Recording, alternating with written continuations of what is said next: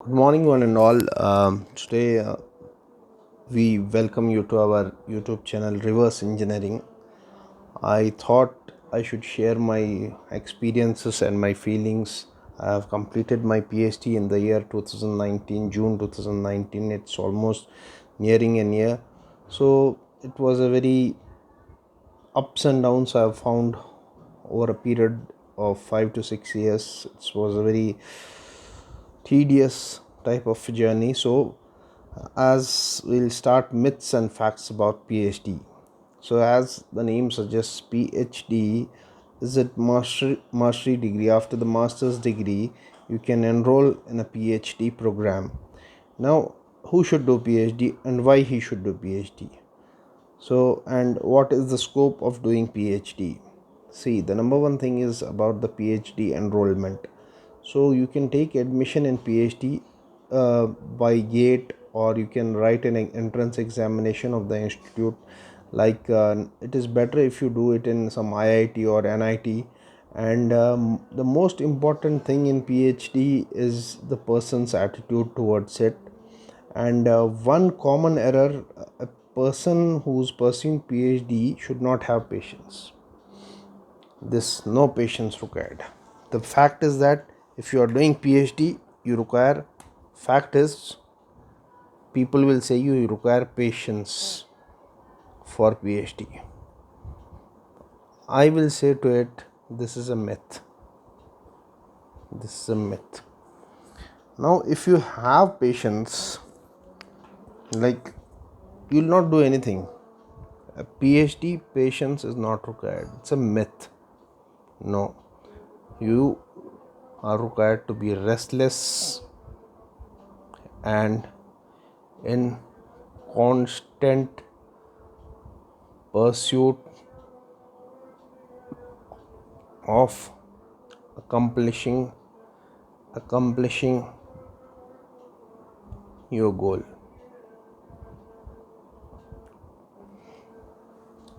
Now, one more thing is that which guide, how should you select the guide?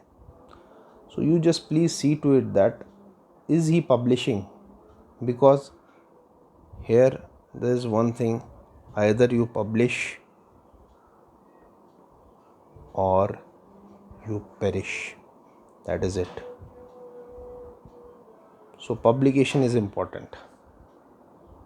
So how do you go about publication? In the very first year, can you publish? Yes, you can. With your coursework, you can publish a review article. No problem. If you don't have the actual research, publish a review article.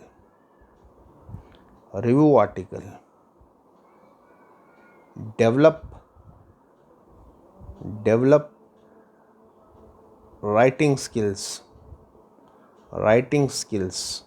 This is very important. And the most important thing in PhD is you have to write an article, you have to write a paper, you have to write a thesis. So you need certain softwares. You have to have some mastery over certain softwares. So you have to draw. For drawing, I recommend MS Office Visio. It's very easy. Visio, you can learn this and you can draw. For plotting a graph, suppose you are doing in chemistry, or you are doing in electrical engineering, or in any field, technical research, you will require to plot. You have to show improved results. So that is only possible with a plot. For plotting, the best software is Origin Pro 8 or 9, any which one you have for plotting. Now if you are doing an simulation based, you have MATLAB, but MATLAB you don't get as visually good attractive graphs as Origin. So you can take the data of MATLAB and plot it back to Origin. So now for writing, nowadays if you are very new into your PhD, then it is good. I recommend you to go for the LaTeX software. Otherwise, if you are like just about to finish, you have already arrived with papers and all, then stick to your Microsoft Office software only. So you need to master certain skills in PhD. You need to master certain writing skills, certain observation skills, and reading skills, and focused study is very much important, not random haphazard study. And as far as the most important factor in any PhD is the PhD scholar himself, and his observations, his skills, and his dedications, and don't depend upon how much time it is taking and how much time it is consuming. See, if you will think PhD means patient, it will take time. Whatever happens is first 2 3 years no scholar works, because Indian government is giving scholarship, so they think that we are in a permanent job. Later only he realizes now the payroll is only for 2 years, and then he starts to work. This is the biggest common mistake all the PhD scholars are doing. So the best thing is that start early and finish early, end up early, and that is my advice. So you have to be restless, you have to engage your guide, you have to engage your guide, you have to go to him for your suggestions, go to him for, because over the years he has published and he has passed out so many PhD scholars. Now how to select a guide, what is the criteria, how do you go for a guide? So that is another important thing, is that how to go and select the guide. So these were about the basic things. So how do you select a guide?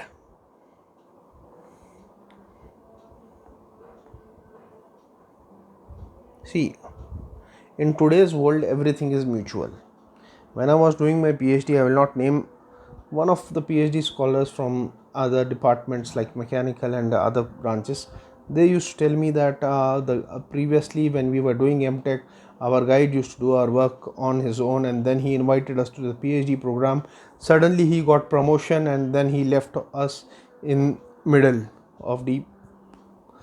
So what is the reason? See, if your guide has some incentive, if he has some reason, because it's a human tendency, it is nothing wrong in it. If he is going to grow with your growth, then definitely he is going to help you, and he is going to provide you, he is going to pressurize you. So the main thing is that you have to see that your guide requires you or not, but at the same time you cannot compromise the quality. So my idea is, one thing is that, but the other thing is that the most important thing is that you have to see whether the professor is publishing regularly. That is the most important category. If the professor is not publishing regularly, and he's very talented with his skills, teaching, art, everything, and he's not publishing because he is waiting for some miracle to happen, and he is going to publish some new thing and he'll get a Nobel Prize, then he is living in doldrums. He is not in this world. So that type of people, that type of professor, avoid. Professors who have compulsive, obsessive disorder, means those people who want like a really very new thing to happen and something like that to happen, and they wait and wait and wait for years, and it, at the end, it never happens. Example is, I am sorry to say, I should not say, example is our premier institutes, where I see people are taking 8 years, 9 years, 10 years, and at the end of the day they don't have that, even they don't have papers in IEEE transaction, and they get a paper in an ordinary general and they end up. But these type of people you have to identify and you have to avoid them. You have to avoid, because they will cause a lot of mental harassment. So you have to avoid these type of people. So the number one category is how to select a guide is professor who is publishing regularly in good journals. In good journals, not in any journals, in good journals, means the journals are indexed with Scopus or they are indexed with SCI, and he is publishing regularly. That is one main category. How do you select a professor? Now one more thing is that if the age of the professor is also very important. If he is above 60, avoid avoid a professor above 60. Yes, because after all, they are humans, they also get tired, they need retirement age. Government has now increased from 60 to 65, but they don't have that much of capacity. They will give one class, they get tired, they don't have that capability to do research. Okay, although biology is a science of exceptions, there might be professors who are exceptions. I am not categorizing all professors into the same category, but there are certain professors, usually you young professors till the age of 55, they have that zeal and just enthusiasm inside them to publish and to grow. So that type of professors you have to keep in watch for them. And you know what, see to it your professor follows some timetable. Your professor is meticulate. Meticulate means just like a doctor, he'll give you a time appointment, then you go over there, meet him, do a fruitful discussion, and end up with some conclusion. And most important thing in PhD is the PhD scholar itself. You have to read. See, in PhD what happens, first year there is a coursework. Okay, the coursework gets over, then every 6 months there is a seminar and they ask you about the progress. So that every 6 months you are just enjoying going to the canteen, roaming around here and there and doing nothing. Just one day before the seminar you come up with some hodgepodge, just deliver it there. Also they have a good laugh, and then you go home and do again the same thing, and you are waiting for some other job in some company. Some miracle is going to happen, which never it will happen. What you have to do is that you have to realize the time is very important. How to utilize the time? If you are not having any laboratory as such, so you have to see what resources are available at your disposal. So the other factor is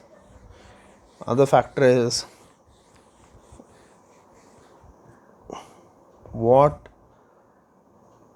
resources are present at your disposal.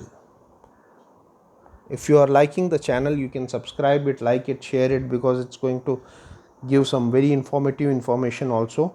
So what resources are present at your disposal? Like, you don't have a particular state of art lab, you don't have wind emulators, you don't have turbines. Only thing you have in your college is that you have a MATLAB software, that too is pirated, and you have access to some papers, and that too is a pirated version. We cannot take that.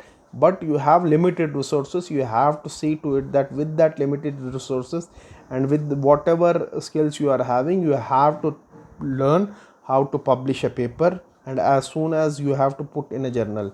So one more thing is that you have to utilize, you have to see your limitations. Now if you can ball at a speed of 127 and you think that you are running, then you will cross the speed of 150 kilometer like Shoaib Akhtar, then it is highly impossible.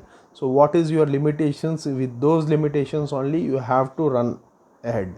So utilize those things, whatever is at your disposal, and carry ahead with your research. Usually what happens is that certain people, they go for the hardware simulation. They wait. Government takes some time, it takes 3-4 years to get the hardware. By that time you are nowhere in your PhD. So you have to start as early as possible, and with your present equipment you have to start. Okay, and by that time it will end, then it takes a time. So start as early as possible. This is very important point. And know your limitations. Know your limitations. Okay, and don't wait for the hardware. Don't wait for the hardware. Now it is about publishing. Now publishing, see, usually what happens is that in the publishing scenario, it is seen, if you have a journal or a conference paper, plagiarism content should be less than 20%. Should be less than 20%. Some of the institutes are having Turnitin, Authenticate, but unfortunately most of the institutes, even the NITs in which I did my PhD, was not having the software. So if you are not having the software, stop waiting for the mail and sending to the people. What I advise you, whenever you are doing a literature survey, see, most of the material you have to read and write in your own words. Write in your own words. And certain people who are weak and they want to paraphrase, they can use a software called paraphrasing. It is available in Google. You can use this software, paraphrasing. This is available, and see to it that the work which you are doing is you are adding up to it. Usually what happens is there is nothing called as an original research in itself. What it states, what is research? Search means which already has been searched, you add this art to it, you are adding some component to it. Okay, which already has been done, you are adding a bit to it. So this is it. And moreover, when a person comes into PhD, he starts to think, oh, it's something above the sky, above the sea. I am something, I became like I am doing some degree which nobody has done in his family or something like that. It is a simple ordinary degree. Let me tell you one thing, it is not something you will get wings to your arms and you will be able to fly once you get your PhD. So take that out from your head. Take that, be grounded whenever you are doing PhD or you get some paper.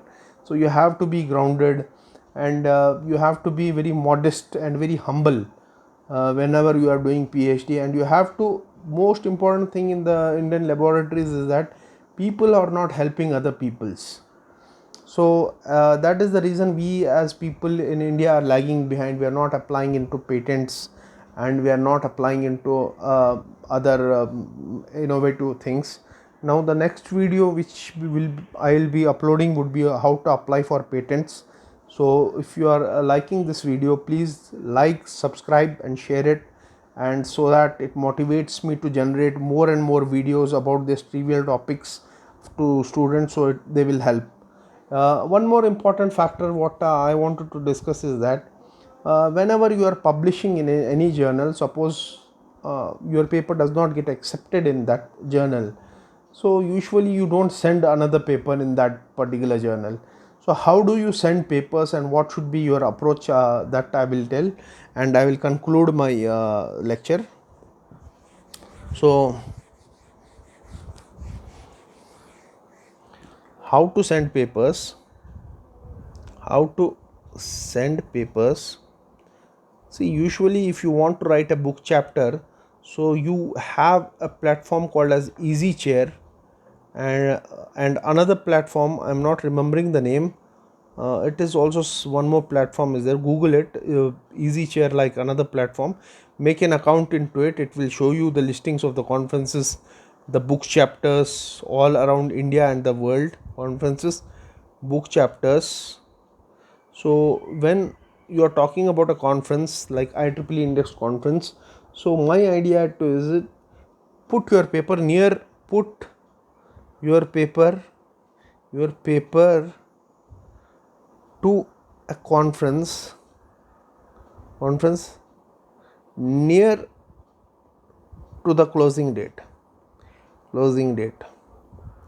See, what happens is that all the conferences, with my wide area and experience, I'll tell you one important factor. Suppose 10th May is the closing date. Most of the conferences, it won't be 10th May. It will extend. After one or two extensions, when you are left with 1 or 2 days are there still for extension, at that point of time, if you send your paper, it will get accepted. It has got 85% chances of acceptance, provided plagiarism is less than 20%. At that time, they don't check it thoroughly in a conference because they want money out of it. And earlier which papers they have to also show to the IEEE that we have rejected papers also. But at that particular time when they are extending their date, they have very limited resources and limited teachers and experts at disposal. At that time of time, mostly they check your plagiarism and your paper gets accepted. So this is a very tricky thing, which I noticed with the conferences. And as far as the journal papers is concerned, so you have to go check the scope of the journal and what type of papers. Don't put, if you must have done a very good work and you take a random journal and put your paper in that and it does not get published and you lose your heart. Not like that. You can get that paper in any better journal than that journal, but you have to see whether that paper lies in the scope of that journal. Moreover, there is a myth. Like if one more myth relating to the PhD. One more myth. This myth is, moreover, there's a myth. Like if we use color diagrams, what happens? Paper printing charges in lakhs we have to give. So this is a myth. Only if you are asking for a print version they will charge you, but online printing is free. Online printing is free. So one more thing is free. One more thing is, so usually use colors in your figures to attract journals. So usually you have to use figures to attract journals. One more thing is that if you like, I had a discussion with a IEEE editor-in-chief of Power Systems, Mr. Zainal Islam. He personally told me, he was for 3 to 4 years, he has told me this IEEE transactions is a single blind. So whenever it comes, the editor and the author knows exactly who is the PhD scholar and who is the guide. So because of it being single blind, and if he sees the author has already 50 transaction papers, so it puts an impact to him, and usually the paper has got high chances of publication without a stringent peer review process. Whereas the elsewhere journals, some of them are double blind journals, so you don't know who's sending and you don't know who's evaluating. So but IEEE definitely, of course, has got a higher standard compared to your elsewhere. But anyways, these were my knowledge what I gained over the past 5-6 years doing my PhD program. I thought I'll like to share with my brothers and sisters, especially in my valley, and hope you have enjoyed it. And if you have any doubts regarding it, you can ask me. You can put something in the comment section, and you can like my channel, subscribe my channel, and share it to it, so that this knowledge gets passed to the people around. And thank you very much. Thanks a lot.